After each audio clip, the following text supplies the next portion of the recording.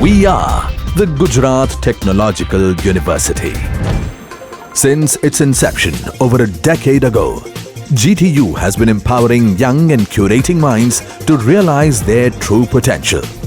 Over 4 lakh inspired students are enrolled with one of the premier academic universities in India. With more than 450 affiliated colleges in its fold operating across 5 zones of the state, GTU, the International Innovative University, your place to move forward.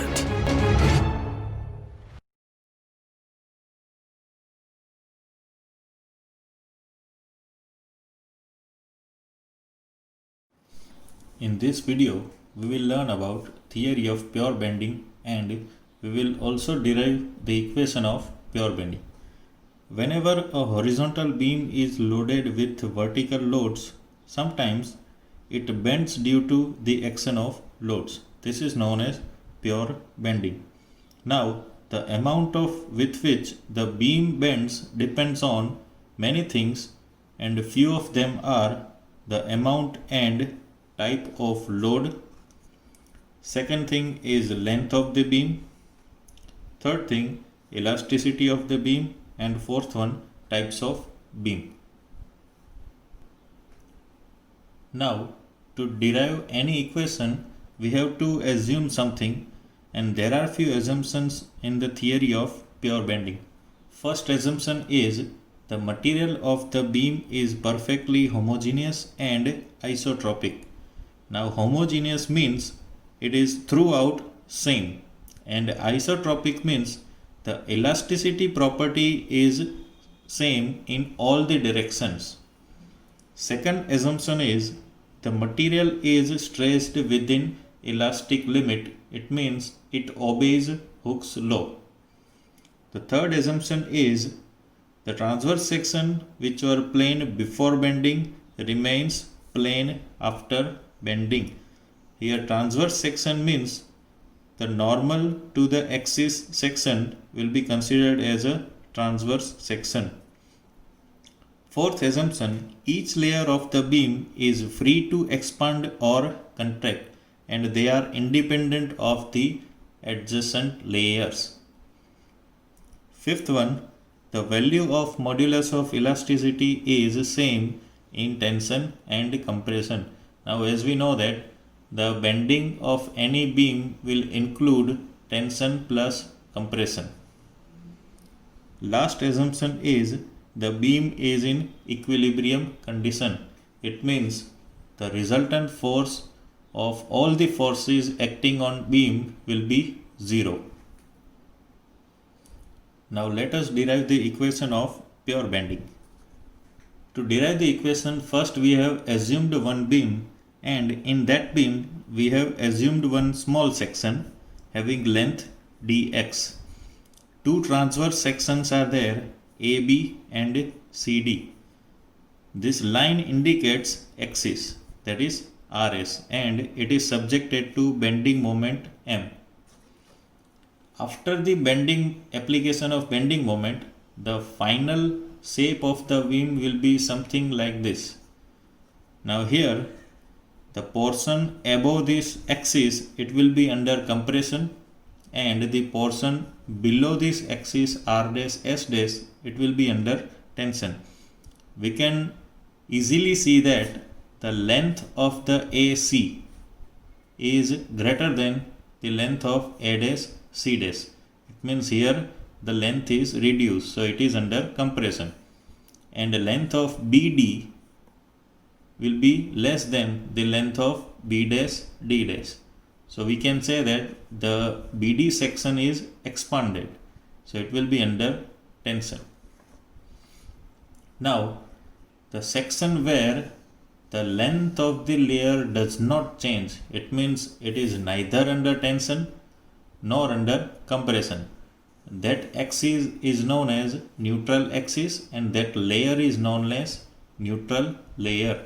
Here R dash S dash indicates neutral axis. Now to derive the equation of pure bending, here we are assuming one small strip PQ having a small diameter dA it is at a distance of y from axis RS, that is neutral axis. Now after bending it will be P dash Q dash.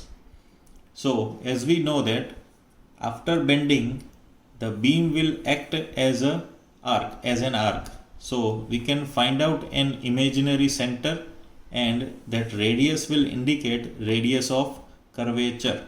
This center is imaginary. Now this distance y, it will remain same as per the assumption. Now in the layer which we have assumed PQ, it is at a distance of y. Now we can also find out change in length. Change in length means original length minus final length. Original length of the layer is PQ and final length is P dash Q dash. So minus P dash Q dash. Then strain is equal to change in length upon original length. Change in length is PQ minus P dash Q dash, and original length of the layer is PQ.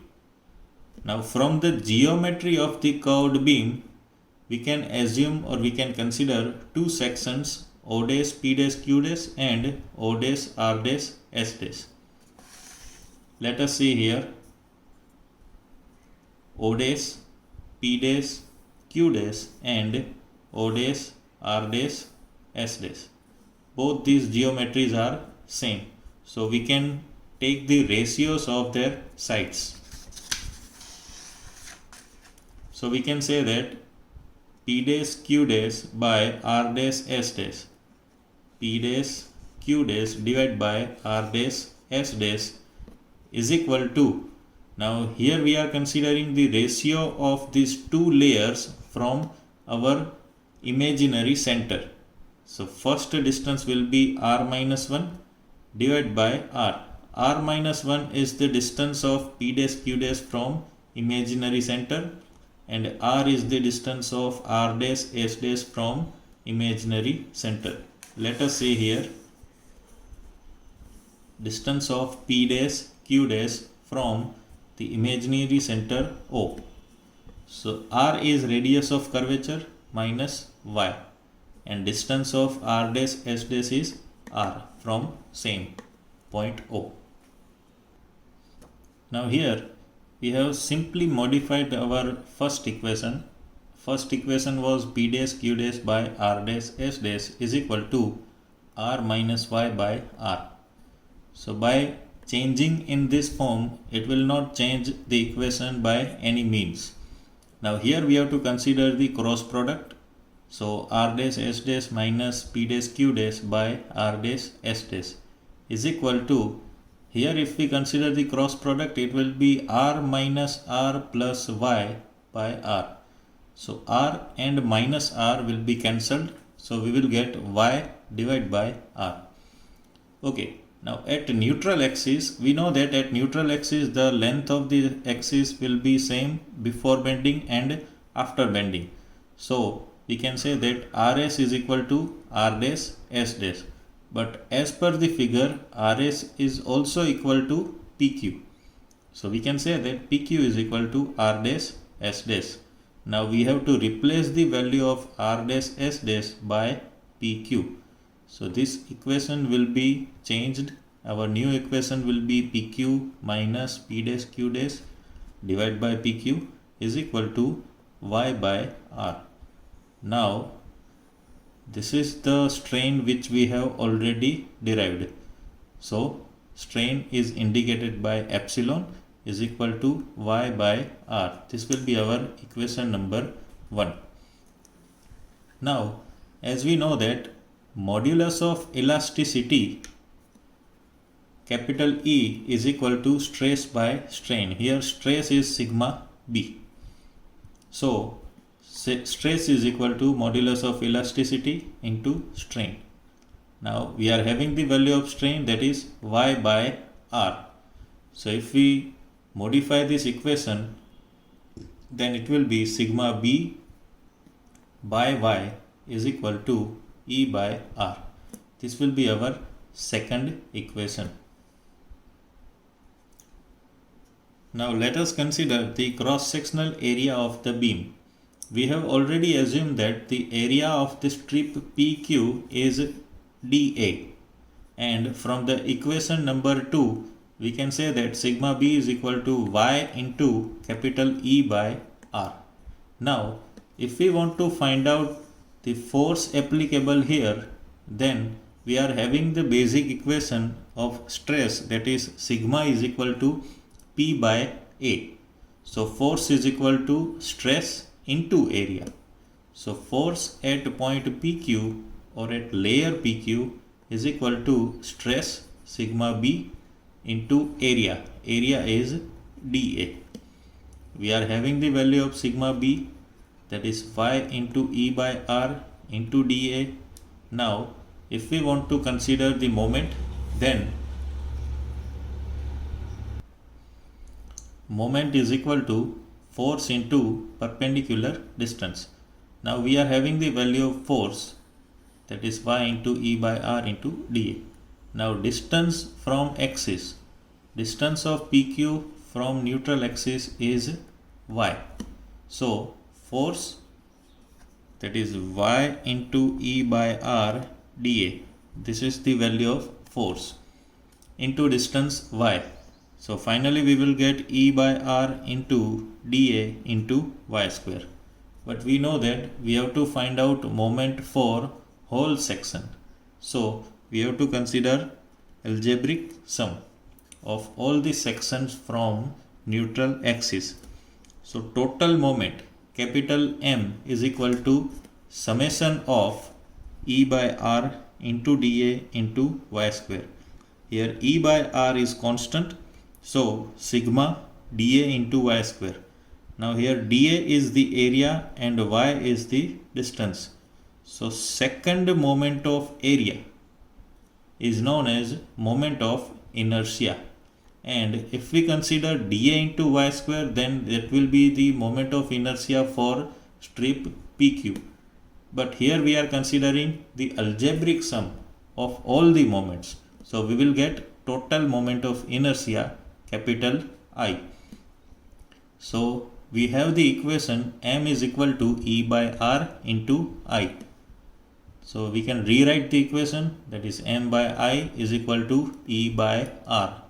In first equation which we have derived, that was sigma B by Y is equal to E by R. So from equation number 2 and 3 we can rewrite this equation, and the final equation will be sigma B by Y is equal to M by I is equal to E by R. This is the equation of pure bending, and it is also known as flexure equation. Now let us solve one numerical related to equation of pure bending. Let us first understand the data. A simply supported beam of span of 4 meter. So length is given 4 meter, has a cross section of 200 mm by 300 mm. So area is given. If the permissible stress in the material is 20 Newton per mm square, stress is given, and obviously this will be bending stress. Determine maximum UDL the beam can carry. Now in this data we have to find out the value of UDL. Now we know that if a simply supported beam having throughout UDL, then we can find out maximum bending moment directly with the use of this equation, that is maximum bending moment is equal to W into L square by 8. Here W is magnitude of UDL, L is the length of the beam, and as per the data we can also draw this simple figure. This indicates that two supports are there, two simple support A and B with span of 4 meter, and UDL is throughout the length with magnitude which we have assumed as W kilonewton per meter. The cross sectional area of the beam is also given with 200 mm width and 300 mm. In this data, modulus of elasticity and radius of curvature is not given, so we can use first two terms of the flexor equation, that is sigma b by y is equal to m by I. Now as we know that if we want to find out the value of UDL, that is W, then first we have to find out maximum bending moment, because length of the beam is given. So if we are able to find out maximum bending moment, then we can find out magnitude of UDL, that is W. Now we are having the flexor equation, and that equation is sigma b by y is equal to m by I. Now in this equation sigma b is given 20 Newton per mm square. Now y is the distance of extreme layer from neutral axis. So this is our neutral axis and distance of the extreme layer. This will be our y. So y is equal to half of the total depth, that is 300 by 2, 150 mm. Now moment of inertia for a rectangular section is BD cube by 12. Here B is 200 and D is 300. So we will get 450 into 10 to the power 6 mm raised to 4.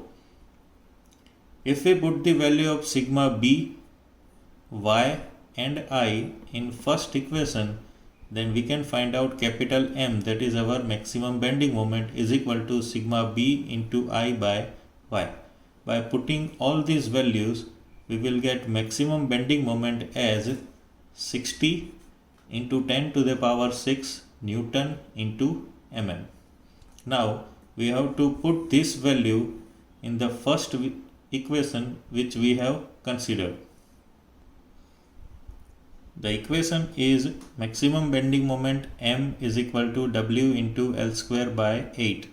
Here L is 4000 and the maximum bending moment which we have derived is 60 into 10 to the power 6. And by solving this equation, finally we will get the magnitude of UDL as 30 Newton per mm.